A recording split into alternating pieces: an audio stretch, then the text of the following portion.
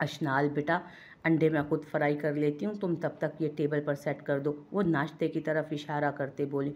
वो समीना बेगम के साथ नाश्ता बनवाकर फारिग हुई जब उन्होंने उसे कहा। उसने 5 मिनट में टेबल पर हर चीज़ सेट की और तनकीदी निगाह डाली। बड़ी अम्मी कोई और काम? वो उनसे पूछने लगी। नहीं, तुम जाओ, रोशनाल को उठाओ, रोशनाल को उठाओ, वो नाश्ता कर ले, फिर ऑफिस भी जाना होगा, शाम को निकलना भी है सबने, उसे कहना आज जल्दी आ जाएगा। वो मसरूफ सी जवाब देती अंडे फ्राई करने के लिए पैन में डाल चुकी थी। जी ठीक है, मैं जाती हूँ। वो पीछे से उन्हें हक करती चली गई। वो कमरे में आई तो वो शहंशाह शख्स कुशन को हाथों में दबाए सोया हुआ था, जो सोते हुए बहुत मासूम लग रहा था। वो जाकर आराम से उसके पास बैठकर फुर्सत से उसे देखने लगी, क्योंकि वो उस शख्स को जागते में नहीं देख सकती थी। उसकी निगाहों की चमक उसे देखने ही नहीं देखती थी कुछ। जब से तहमीना बेगम ने बखविला का कहा था, उस वक्त से वो बहुत परेशान थी। उदासी और वीरानी उसकी आंखों में सिमट आई। जिस वक्त से बखविला जाने का सुना था, मुंह पे उदासी खुद ब खुद छा गई, क्योंकि समीना बेगम को वो जानती थी। उसे लग रहा था वो जैसे ही वहाँ गई, फिर से बचपन की तरह वो उसे टॉर्चर करेंगी। वो इसी उदासी की कैफियत में ना जाने कब से दिख रही थी। उसे समझ नहीं लगी कि वो जाग गया। रोशनाल जो करवट लेने लगा था, उसे खुद को देखते पाया तो मुस्कुराया, लेकिन उसकी आंखों में परेशानी वाज़ेह देख उसकी मुस्कुराहट सिमटी। जोजम, क्या बहुत प्यारा लग रहा हूँ, वह आहिस्तगी से खंकारते हुए बोला और उसने झटके से उसका हाथ पकड़ा। प्लीज़ छोड़ें। वो एकदम फिर हिचकिचा गई और हाथ छुड़ाने की कोशिश करने लगी। छोड़ने के लिए थोड़ी पकड़ा है। उसने हाथ पर गिरफ्त सख्त की थी। छोड़ें प्लीज़। वो उसकी नज़रें खुद पर जमे पाकर इल्तजाई हुई, आंखों में आंसू भर आए। अगर मेरी जोजा मोहतरमा ये समझती हैं कि 2 आंसू बहाकर जान छुड़वा लेंगी, तो ऐसा हरगिज़ नहीं होने वाला, क्योंकि मैं तो हरगिज़ उनकी जान छोड़ने वाला नहीं। अच्छा ये बताओ, उदास क्यों हो? उसने तफ्तीशी लहजे में पूछा, जो ग्रीन कलर के सिंपल से सूट में नमाज स्टाइल दुपट्टा लिए बहुत प्यारी लग रही थी, लेकिन आंखों में उदासी ही उदासी थी। रोशनाल के ये कहने से वो हैरान हुई कि कैसे उसने जान लिया कि वो उदास है। उसने हैरत से उसकी तरफ देखा था। हैरान मत हो, तुम्हारी रग रग से वाकिफ़ हूँ, तुम्हारे दिलो दिमाग पर कब्जा है मेरा। इस नन्हे से दिमाग में जो कुछ चल रहा है ना, सब पता है मुझे। तुम क्या करती हो, क्या सोचती हो, हर बात का इल्म है मुझे। उसकी खुली आंखों और खुले मुंह को हैरत से देखकर वो मुस्कुराया। अब बताओ, क्या चीज़ परेशान कर रही है तुम्हें? वो खुद कोहनियों के सहारे उठ बैठा और उसकी ठोड़ी उठाते हुए पूछा। नहीं हूँ परेशान, छोड़ें प्लीज़। वो और ज़्यादा रूहान सी हुई। अशनाल, मुझे झूठ से सख्त नफरत है, सच बताओ क्या हुआ है? वो उसे झटके से खुद के करीब कर गया। तुम बखविला नहीं जाना चाहती ना? वो उसकी परेशानी की वजह समझ चुका था। इस वजह से परेशान हो कि कोई तुम्हें वहाँ कुछ कहेगा? जी, लेकिन छोटी अम्मी मुझे मारेंगी, डांटेंगी भी। ये कहते उसकी आंखों में मज़ीद नमी आई। और क्यों, मैं उस वक्त कहाँ हूँगा? वो उसके नमाज स्टाइल दुपट्टे को खोल उसका दुपट्टा नीचे करके उसके बालों में उंगलियां चलाने लगा। आप जब ऑफिस जाएंगी, वो मुझे मारा करेंगी, स्टोर रूम में बंद कर देंगी, मुझे गर्म चीज़ें लगाएंगी, मेरे बाल पकड़ कर खींचेंगी, मेरे मुंह में कपड़ा बांध देंगी, इस्त्री लगाएंगी। वो जो बेखबरी और बेध्यानी में बचपन के वाक़यात सोच रही थी, साथ साथ बता रही थी, वो बेखबरी में सारे राज अफ़शा कर रही थी, जिसे सुनकर रोशनाल के चेहरे का रंग बदल रहा था। किसने मारा है तुम्हें और क्यों? रोशनाल ने अशनाल को खुद से अलहदा करके सख्ती से पूछा, जिस पर अशनाल सहम गई। बताओ अशनाल, कब करती रही हैं वो तुम्हारे साथ ऐसा? कब स्टोर में बंद किया? कब तुम्हारे मुंह पे कपड़ा बांधा? कब तुम्हें इस्त्री से जलाया? उसने जोर जोर से उसके बाजुओं से पकड़ हिलाया उसे। बताओ अशनाल, बिल्कुल सच बताओ मुझे। उसने उसकी ठोड़ी पकड़कर सर ऊपर किया था। वो मेरे मुंह से निकल गया, ऐसा कुछ नहीं। वो ऐसे सहमी जैसे समीना बेगम के सामने रोशनाल इन्वेस्टिगेशन कर रहा हो। इशू, मैं क्या कह रहा हूँ? मुंह से ऐसे ही कुछ नहीं निकलता कभी भी। कुछ तो होता रहा है मेरे पीछे, सच बताओ बिल्कुल। उसे गुस्सा आ गया था, क्योंकि वो सच बता नहीं रही थी। उसके ऊंचा बोलने से अशनाल सर पर मुंह के आगे दोनों हाथ उल्टे रख गई, जैसे वो मारने लगा। अशनाल मुसलसल कांप रही थी। उसके हाथों की लर्जिश इतनी ज़्यादा थी कि रोशनाल कुछ सोचने पर मजबूर हुआ। उसे कुछ कुछ माजी का हादसा लगा ये। उसने एक नज़र उसे देखा, जिसके बाल आगे पीछे कंधों पर पड़े थे, कुछ मुंह के आगे पड़े। वो किसी डरी सहमी बच्ची की तरह थर थर काँप रही थी, जैसे हजूम में माँ बाप से बिछड़ जाए कोई बच्चा और उसे वो मिले ना। ईशू, आहिस्तगी से कहते उसने उसे पुकारा, लेकिन वो टस से मस ना हुई। हनूज वैसे ही काँप रही थी। उसे कांपता देख वो और कोई सवाल जवाब नहीं कर पाया। उसके करीब हुआ और उसे खुद से लगाकर उसके बाल सहलाने लगा। वो वैसे ही कांप रही थी। इशू, मेरी बात सुनो, इधर देखो मेरी तरफ। उसने देखना तो क्या, सुना भी नहीं। उसकी पुश्त के गिर्द बाजू बांधकर अब मुझे पता चला कि तुम बख्तविला से डरती क्यों हो इतना। मेरे पीछे खाला तुम्हारे साथ इतना भयानक सलूक करती रही, तुम्हारी मासूमियत का नाजायज़ फ़ायदा उठाती रही, ऊपर से मेरी बेगैरती की इंतहा भी ख़त्म हो गई। मैं भी अपनी अना की भट्टी में तुम्हें झोंक गया, जिससे तुम्हें भी ज़ख्मी किया और ख़ुद भी जलता रहा। वो बहुत गुस्से में था, उसका वजूद मुसलसल काँप रहा था। अब मैं बाबा की ज़िद के आगे खामोश नहीं रहूँगा। मेरा दिल भी नहीं कर रहा वहाँ जाने को, लेकिन अपने सुपरमैन पर भरोसा रखो, मैं हर मुश्किल के आगे आ जाऊँगा। जहाँ तुम्हारे आगे मुसीबतें होंगी, मैं उन मुसीबतों के आगे डट जाऊँगा। मैं साए की तरह तुम्हारे साथ रहूँगा। तुम्हारी सेफ्टी के लिए मुझे मौत भी आ गई तो उससे भी नहीं टलूँगा। खुदा के बाद तुम मुझे हमेशा अपने साथ पाओगी। मैं तुम्हारे लिए मौत से भी लड़ जाऊँगा। वो ये कह रहा था जब उसका नाजुक हाथ अपने लबों पर पड़ता महसूस हुआ। प्लीज़ ऐसे ना कहीं सुपरमैन, आपके बाद मैं क्या करूँगी? मेरा वजूद तो आपके बगैर अधूरा है। अगर आपको कुछ हो गया तो मैं कैसे जीऊँगी? मौत तो वैसे ही आ जाएगी मुझे, मैं तो उसी दिन मर जाऊँगी। वो रोए रोए लहजे में कहती उसकी गोद में सर टिकाए रोने लगी। रोशनाल को अब समझ आया था कि वो उसके पास तहफ़्फ़ुज़ महसूस करती थी। तो फिर मुझ पर यकीन है ना? उसकी आंखों में देखते बोला। खुद से भी ज़्यादा, उसने मध्यम आवाज़ में कहा। तो रोशनाल ने उसका रुख अपनी तरफ किया और उसके आंसू साफ किए। अच्छा फिर ये बताओ, खाला कहाँ मारती थी मेरी ईशू को? उसने आहिस्तगी से और प्यार से पूछा। यहाँ यहाँ इस्त्री लगाई थी। तो पीछे उसने हल्की सी शर्ट उठाई तो जले का निशान सामने आया। रोशनाल को वो काफ़ी बड़ा निशान लगा। बेशक दर्द उसे नहीं हो रहा था, ज़ख्म पुराना था, लेकिन निशान रह गए थे। वो साकित रह गया। वो उसका महरम था और उसके दर्द से बेखबर था। वो उसे मारती रही, ज़हनी टॉर्चर करती थी। उसने जल्दी से उसकी शर्ट दुरुस्त की ताकि वो अपनी बेख्तियारी पर शर्मिंदा ना हो। जो चीज़ उसे बेख्तियारी के लम्हों में होती थी वो बाद में अक्सर बहुत नुकसान देती, परेशान करती थी। वो टेंशन में रहती। रोशनाल से बेहतर ये बात कौन जानता था? अभी भी यही हुआ। वो शर्मिंदा नज़र आ रही थी। उसकी शर्मिंदगी देख उसने उसके माथे पर लब रखे और फिर बेड से उतरता वॉशरूम की तरफ बढ़ गया। लेकिन उससे पहले वो पीछे की तरफ आया और उसकी तरफ उड़ा। वो मिनमिनाई उसे वापस आता देख। मैंने किचन में जाना था, 2 मिनट वेट। उसकी भारी आवाज़ सुनकर वो खामोश हुई थी। अपनी आंखें बंद करो, उसने हुक्म दिया और जल्दी से वो आंखें बंद भी कर गई। अशनाल को अलमारी में से खटपट की आवाज़ आई। अपनी आंखें खोलो, वो ये कहता उसे ये चेंज करके आओ। वाइट एंड ब्लैक कलर की मैक्सी जिस पर हाथों का काम हुआ हुआ था, लाइट लाइट सा। वो बहुत दिलकश मैक्सी थी। अपनी मैक्सी देख उसकी आंखें चुंधियाईं। हम कहीं जा रहे हैं? वो मैक्सी को देख शौक शौक से बोली। आपके ससुराल मादाम, और कहाँ? उसने मुस्कुरा कर कहा। वैसे ये कब लाए थे आप? वो मुंह फाड़ सर झाड़ वाले लहजे में बोली। जब कल बाबा ने थप्पड़ मारा था। खफा होकर मैं फुरकान के साथ बाजार गया। उसने भाभी के लिए ड्रेस लिया तो मुझे ये मैक्सी पसंद आई, साथ में मैचिंग हील भी ली। उसने मुस्कुराकर आम लहजे में बताया। लेकिन वो वहाँ ये ड्रेस मैं कैसे पहनकर जा सकती हूँ मैं? वो बोली तो जैसे अभी तक उसे सदमा था। यही पहनकर जाना होगा, आखिर सबको भी तो पता चले कि बख्तविला में परियों की हूर उतरी है। वो संजीदा सा कहता आखिर में शरारती हुआ। जल्दी जाओ, मुझे भी लेट हो रहा है। उसने अब उसका बाजू हिलाया जो खामोशी से मैक्सी को देख रही थी। वो चली गई। रोशनाल उसकी ब्लैक कलर के हील्स लेकर सोफे पर बैठ गया। 10 मिनट बाद वो मैक्सी को हाथों में पिक किए कंफ्यूज बाहर आई। ये गिर के नहीं, भाग, छोड़ दो इसे। वो शर्मिंदा होती हाथ उठा गई। वो जैसे ही एक कदम चली, उसे बहुत बड़ी थी वो। उसका पाँव मैक्सी में आया और वो बुरी तरह ज़मीन पर गिरी। रोशनाल चलता उसके करीब गया, उसके करीब घुटनों के बल बैठा जो अब गर्दन पकड़े रोने की तैयारी पकड़ रही थी। उसने उसके बाल हटाकर गर्दन को अपने हाथों से सहलाया तो रोशनाल ने खफगी से उसके हाथ झटके थे, जैसे गिराने में सारा कसूर ही उसी का। इशू, मेरा कोई कसूर नहीं इसमें। रोशनाल ने उसको मुंह के टेढ़े जाविये बनाते गुस्से में देखा तो मुस्कुराहट दबाकर सफाई दी, क्योंकि उसका गुस्से और शर्मिंदगी से मुंह लाल था। सारा कसूर ही आपका है। आपने कहा था ना कि छोड़ दो, भागेगी नहीं। वो तो नहीं भागी, मैं गिर गई। वो बच्चों की तरह रोने लगी कहकर। अच्छा सॉरी यार, मेरा ही कसूर है। आपकी शान में अगर गुस्ताखी हो गई हो तो हम आपसे माफ़ी मांगते हैं। वो अपने कानों को गहरे संजीदे लहजे में पकड़ते बोला।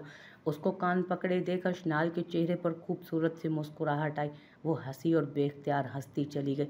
रोशनाल उसके चेहरे की मुस्कान में खोया, क्योंकि वो इतने दिनों बाद खुलकर मुस्कुराई थी। आज वो बच्ची ही लग रही थी। जिंदगी की तल्खियों ने उसे बहुत समझदार बना दिया था। अब वो पहले की तरह मुंह खोलकर हंसती नहीं थी, लेकिन आज वो खुले दिल से मुस्कुरा रही थी, जिससे रोशनाल पुरसकून हुआ। तुम हंसती हुई अच्छी लगती हो सोजम, मेरी दुआ है तुम हमेशा ऐसे मुस्कुराती रहो। रोशनाल ने उसके कानों में झुककर मुदर सा कहा तो वो शर्मा सी गई। उठोगी या मैं बिल्डोजर मंगवाऊं? वो उसकी भरी भरी सेहत पर चोट करता बोला। रोशनाल ने उसे मजीद तंग किया और वो चिढ़ भी गई। मैं मोटी बिल्कुल भी नहीं हूँ, मैं उठ सकती हूँ, उसने मुंह फुलाकर जवाब दिया। मजाक कर रहा था यार, वरना मेरी ईशू तो नाजुक सी गुड़िया है जिसे मैंने हाथों पर उठाकर पूरी दुनिया घुमा सकता हूँ। वो ये कहता उसे बाजू में उठा ड्रेसिंग टेबल के पास चेयर पर बिठा गया। उसके बाल सीधे किए और हील्स उठाकर उसके पाँव में पहना। ये क्या कर रहे हैं आप? मुझे अच्छा नहीं लगता। अशनाल जो शर्मा रही थी उसको चप्पल पहनाता देख सारी एक्साइटमेंट डेड हुई। क्यों, तुम्हारे पाँव को हाथ लगाने से मेरी शान घट जाएगी क्या? और वैसे भी बचपन में मैं ही पहनाता था तुम्हारे शू, लेसेस, स्ट्रिप बांधना मेरा ही काम था ना। ऐसे छोटी छोटी मुंह फाड़ कर हैरान मत हुआ करो बातों पर।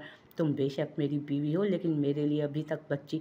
प्लीज़, मुझे अच्छा नहीं लगता। आप बड़े हैं मुझसे, चुप करके बैठी रहो, काम करने दो मुझे मेरा। रोशनाल ने अब संजीदगी से कहा। नहीं, मैं आपको अपने पाँव पर हाथ नहीं लगाने दूंगी। उसने पाँव पीछे खींचे। ईशू, पिटोगे मुझसे? सीधे तरह पाँव आगे करो, नहीं तो मुझे और भी तरीके आते हैं। अब आप मारेंगे मुझे? वो फिर से हैरान हुई। हाँ बिल्कुल, कोई शक इसमें? रोशनाल ने हंसकर उसकी बात पर मोहर पक्की की। आपको रहम नहीं आएगा मुझ पर? उसने आंखें उठाकर कहा। क्यों आएगा तुम पर? मुझे तंग जो इतना करती हो, कोई बात नहीं मानती मेरी। रोशनाल ने उसके पाँव में हील्स की स्ट्रिप बांधते कहा। अच्छा सॉरी, आइंदा नहीं करूँगी। इट्स ओके, लेकिन तुम काम ही मरने मरवाने वाले करती हो। क्यों करती हो ऐसा? उसका दुपट्टा उसके सर पर करवाते उसने हंस कर कहा। अब ठीक है, अब मैं शावर ले लूँ, तब तक तुम इधर ही बैठो, इकट्ठे नीचे चलेंगे। वो उस पर तायराना निगाह डालते वॉशरूम कपड़े लिए चला गया। वो वहीं बैठी खुद को शीशे में देख शर्माती रही, क्योंकि वो लगी बहुत प्यारी रही थी। वो उठकर खड़ी होती, कभी एक बाल सेट करती तो कभी दूसरे पर, और कभी कमर पर हाथ रखकर पूरी घूम जाती। वो खुद में इतनी गुम थी कि जब रोशनाल बाहर आया उसको बच्चों की तरह चलते पाया। जो बेड के पास से बड़े तुम तराक से चलती, शीशे को देखती, गर्दन उठाए ऐसे चक्कर काट रही थी कि उसे देखकर रोशनाल को ऐसे लगा जैसे वो किसी मॉडल को कॉपी कर रही हो, जैसे रैंप पर नखरीले अंदाज में वो चलती हुई आ जा रही हो। वो बगैर कोई आवाज़ पैदा किए उसे देखता रहा। अशनाल जो अपने आप में मगन थी उस पर नज़र पड़ी जो मुस्कुरा कर उसे देख रहा था। कमर पर हाथ रखे, आंखें खोले वो वहीं स्टैचू बन गई। मेरे पास अवार्ड तो नहीं है जो मैं तुम्हें दूं सोजम, लेकिन आपकी परफॉर्मेंस बहुत अच्छी थी। रोशनाल ने संजीदा लहजे और मुस्कुराती आंखों से कहा। यह तारीफ थी या तनकीद? अशनाल को लगा वो तंज कर रहा है, क्योंकि वो तो उसे दुपट्टा करवा के गया था, इसलिए कह रहा है। वो जल्दी से कमर से हाथ हटाकर सर पर उल्टा सीधा दुपट्टा करते बोली। बिल्कुल जोजम, तारीफ ही थी, वरना इस गुलाम में इतनी हिम्मत कहाँ कि आपकी ज़ात में खामी निकाले। रोशनाल ने ऐसे कहा जैसे वो किसी देश की मलका हो। अशनाल उसके लहजे से और ज़्यादा कंफ्यूज हुई, क्योंकि उसका लहजा संजीदा मगर आंखें मुस्कुरा रही थी। अच्छा ये बटन तो बंद कर दें जोजम, उसने कंफ्यूज सी खड़ी अशनाल को देखकर कहा। अशनाल उसके करीब आई और उसके बाजू पर बटन बंद करने लगी।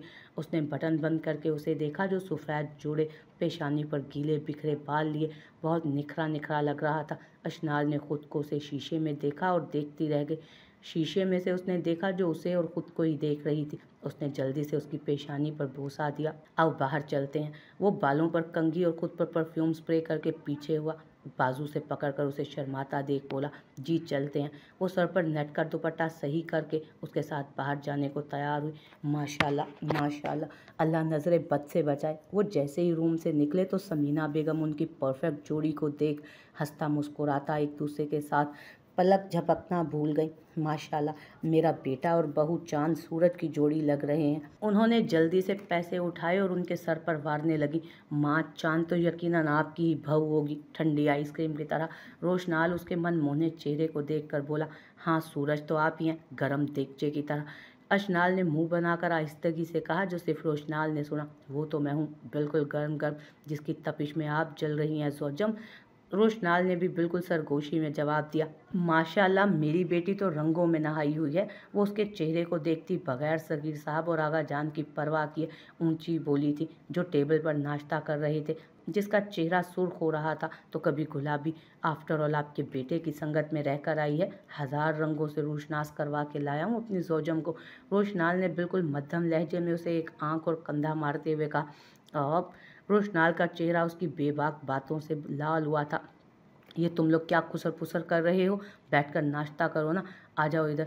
समीना बेगम ने उन्हें आपस में लगे देखा। पहले तो मुस्कुराई, फिर उनकी बहस बढ़ती देख डांटना ज़रूरी समझा।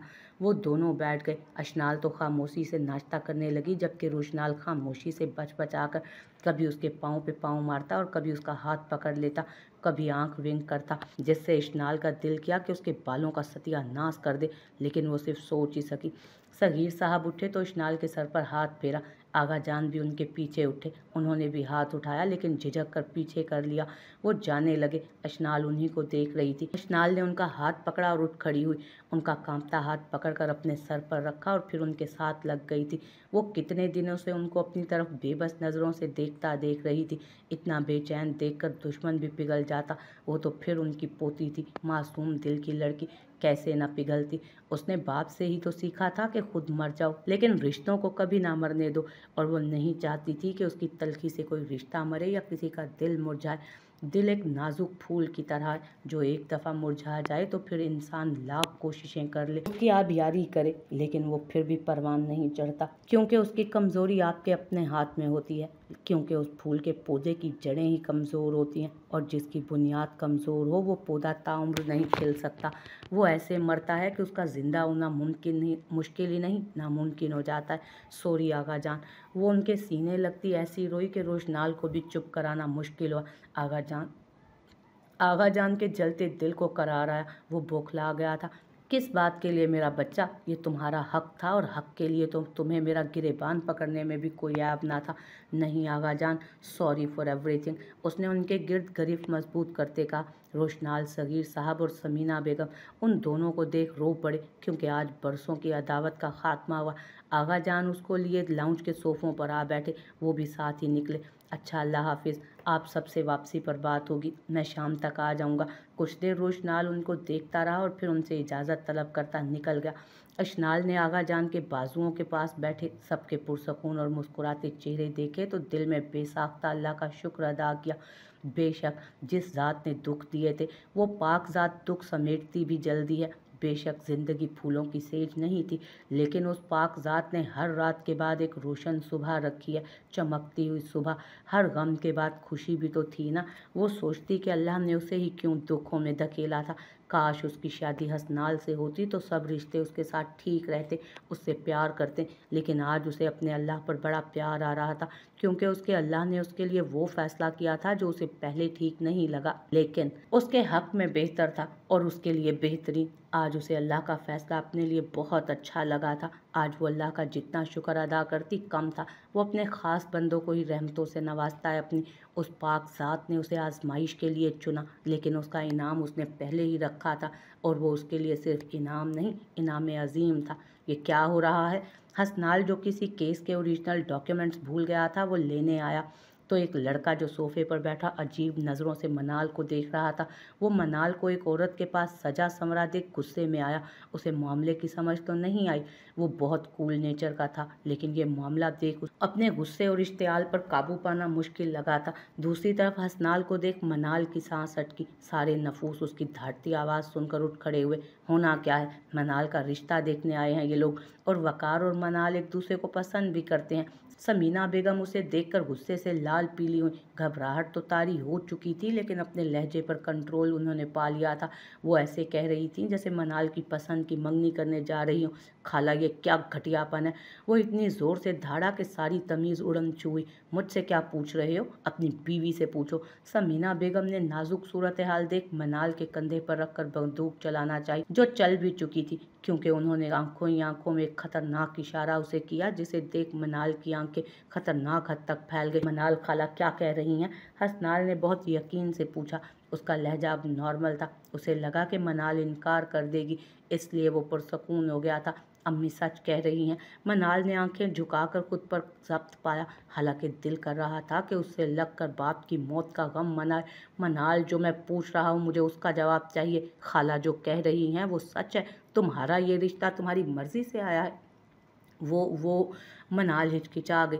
वो क्या? हसनाल अब की बार धाड़ा था। उसका सारा सकून तबाह हुआ था। क्यों, देख लिया ना मेरा रूप, मैं ऐसी ही हूँ शुरू से। थोड़ा सा शराफत का लिबादा क्या उड़ा, तुम तो मेरे कदम चाटने पर आ गए। उसने माँ की आंखों के तासुरात देखकर पता नहीं कैसे ये लफ्ज़ इस्तेमाल किए, उसका दिल ही जानता था। सुन लिया, पड़ गई कलेजे में ठंडक। समीना बेगम ने मुस्कुरा कर कहा, खाला आप खामोश रहें, ये मेरा और मेरी बीवी का मामला है। उसने उन्हें खूंखार नज़रों से देखते कहा, प्लीज़ मनाल, मैं जानता हूँ तुम ये सब किसी के दबाव में आकर कह रही हो, वरना तुम तो बहुत खुश थी ना मेरे साथ। हसनाल ने जल्दी से उसका बाजू पकड़ा और इल्तजा की, क्यों जोंक की तरह चिपक गए हो मुझे? खुदा का वास्ता है छोड़ दो मुझे, जब नहीं रहना तुम्हारे साथ तो नहीं रहना, लेकिन तुम हो कि हर वक्त बेशर्म मेरे कदमों में बिछने को तैयार रहते हो। उसके गले में ये कहते हुए फांस अटकी थी। उसके इतने गिरे हुए अल्फाज सुनकर तो वो जैसे साकित रह गया। उसने बमुश्किल खुद को संभाला और धीरे से उसका बाजू छोड़ा। ठीक है, मैं तुम्हें तलाक दूंगा, मगर उससे पहले ये बेगैरती नहीं करने दूंगा। पहले मेरे बच्चे को सही सलामत मेरे हवाले करो, उसके बाद मैं खुद तुम जैसी घटिया औरत को रखना तो क्या, तुम पर थूकना पसंद ना करूँगा। जिस दिन मेरा बच्चा पैदा होगा उसी दिन डिवोर्स के डॉक्यूमेंट्स मिल जाएंगे तुम्हें, लेकिन उससे पहले तुम्हारा कोई आशना अगर इस घर में आया ना, या तुम इस घर से बाहर निकली, तुम्हारी उसी दिन कब्र बनाकर रख दूंगा। ये मेरी धमकी नहीं है, हुक्म भी है मेरा। उसने उसके बाजू को पकड़कर झंझोड़ डाला। हसनाल वक्त उसका इतना बदतमीज़ लहजा देख उसकी बातें सुनकर फटी तो पड़ा था। समीना बेगम उसके बच्चे की बात सुन साकित हुई, लेकिन फिर सुकून में आई। मिस्टर, आप इनसे ऐसी बात नहीं कर सकते, आप इनसे बदतमीज़ी कर रहे हैं, शर्म नहीं आती आपको? वकार उसको देखता मनाल को मुतासिर करने के लिए बोला, हाँ, इस मामले में मैं वाकई बहुत बेशर्म वाक़या हुआ हूँ, जो ये अपनी आंखों से देखकर भी खामोश हूँ। वो उसके पास इतने संजीदा तासुरात लेकर गया कि वो सहम कर 2 कदम पीछे हटा। बेशर्म हूँ, बेगैरत नहीं हूँ मैं, कब्र तो तुम्हारी भी इधर ही बनेगी। अपनी बीवी से पूछो लड़के, वो अगर इतनी साफ किरदार की होती तो तुम्हें ये दिन देखने की नौबत ही ना आती। उसने हाथ का मुक्का बनाया, मगर उस लड़के की माँ आगे हुई और उसका हाथ पकड़कर फिकरा कसा, तुम तो चलो ना। उसे बाजू से पकड़ खींचकर इतने गुस्से में लेकर गया कि वो पीछे मुंह खोले उसको देखते रह गए। उनको वक्त विलाए 2 दिन हो गए थे, सब कुछ सुकून से था। अशनाल अब बहुत बेहतर हो गई थी, उसकी वजह रोशनाल की दी गई तवज्जो और प्यार था। रोशनाल जब ऑफिस जाता तो पीछे से माँ को सख्ती से अशनाल का ख्याल रखने की ताकीद करके जाता। वापसी पर भी वो साए की तरह उसके साथ रहता, क्योंकि उसे अब अपनी खाला पर बिल्कुल भी भरोसा ना था। वो जब आता तो एक पल भी उसे अपनी नज़रों से ओझल नहीं होने देता था। आज ही वो माँ से अशनाल का कह कर गया था। समीना बेगम तो अशनाल को इतना निखरा, हर वक्त मौके की ताक में रहती, लेकिन उनको मौका नहीं मिल रहा था। दूसरी तरफ जलन से उनका बुरा हाल था।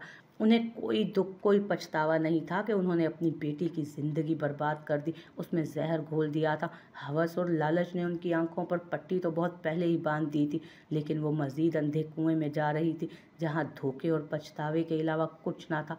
अशनाल ने उनके हसद का जज्बा छोटे होते वक्त से देखा था, मगर वो जिस तरह सबकी ज़िंदगियां ख़राब कर रही थी, उन्हें नहीं पता था कि एक वक्त उन पर ऐसा आएगा जब दुख और पछतावे के अलावा उनकी झोली में कुछ नहीं रहेगा। वो मनाल पर भी पक्की नज़र रखती कि कहीं दोनों बहनें आपस में फिर से ठीक ना हो जाएं, कहीं उनके खून की कशिश दोनों को आपस में खींच ना ले। और मनाल को तो वो रूम से बाहर निकलने को तैयार न थी। वो अपने जुर्म का पता भी नहीं लगने देना चाहती थी, क्योंकि उन्हें अपनी बेटी पर बिल्कुल भरोसा नहीं था। बकौल उनके वो डरती किसी से नहीं थी, लेकिन अपनी हकीकत खुलने का डर उनको भी था। इसलिए वो मनाल को नींद की गोलियां दे रही थी, बगैर ये सोचे कि उस बेचारी का बच्चा इस बात से कितना मुतासिर हो रहा है उनकी इस नीच हरकत की वजह से। उनकी दोस्त का बेटा जिस दिन रिश्ता देखने आया था, उस दिन मनाल को हसनाल कमरे में लेकर गया, फिर कुछ देर के बाद गुस्से में कोई डॉक्यूमेंट्स उठाकर चला गया। उसके बाद वो वापस ही नहीं आया, इसलिए समीना बेगम को उसकी तरफ से कोई टेंशन नहीं थी। वैसे तो अशनाल 2 दिन से रात को नीचे ही सोती थी, लेकिन वो उसको सिर्फ डरा धमका कर शहर वाले बंगले में, जो कबीर साहब के नाम था, उसके बाद विरासत में उसे मिला था, अपने नाम कराना चाहती थी। लेकिन वो मुनासिब मौके की तलाश में थी, क्योंकि वो घर उनको खटक रहा था। ऊपर से आगा जान की जुबान पर 2 दिनों से अशनाल बक का जिक्र देख उनका बस नहीं चल रहा था कि वो जादू की छड़ी से अशनाल को गायब कर दे, लेकिन कम अज कम अभी ये उनके बस में नहीं था। लेकिन एक बात उनको खटक रही थी, अशनाल इतनी खुश होने के बावजूद भी अपने पहले कमरे में क्यों सोती थी।